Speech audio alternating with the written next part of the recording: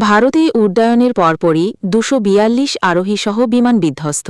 গুজরাটের আমেদাবাদে আজ বৃহস্পতিবার ১২ জুন বিকেলে লন্ডনগামী এয়ার ইন্ডিয়ার একটি যাত্রীবাহী বিমান বিধ্বস্ত হয়েছে। বিমানটিতে ২৪২ জন যাত্রী ছিলেন বলে ভারতের বার্তা সংস্থা ANI জানিয়েছে। Gujarat state police control room সূত্রে খবরটি নিশ্চিত করা হয়েছে।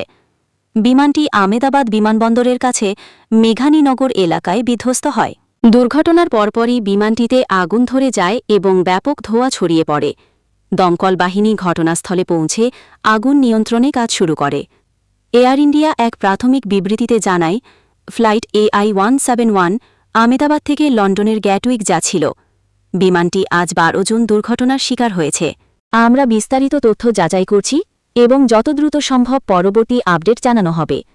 কেন্দ্রীয় স্বরাষ্ট্রমন্ত্রী অমিত শাহ ইতোমধ্যেই গুজরাটের মুখ্যমন্ত্রী, রাজ্যের স্বরাষ্ট্রমন্ত্রী এবং পুলিশ কমিশনারের সঙ্গে কথা বলেছেন।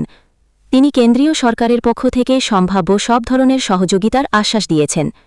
প্রত্যক্ষদর্শীরা জানিয়েছেন, দুর্ঘটনার স্থান থেকে প্রচণ্ড ধোঁয়া উঠতে দেখা গেছে। এই আকস্মিক দুর্ঘটনায় স্থানীয়দের মধ্যে আতঙ্ক ছড়িয়ে পড়ে। তারা কিছু লোককে হাসপাতালে নিতে দেখেছেন। তবে কতজন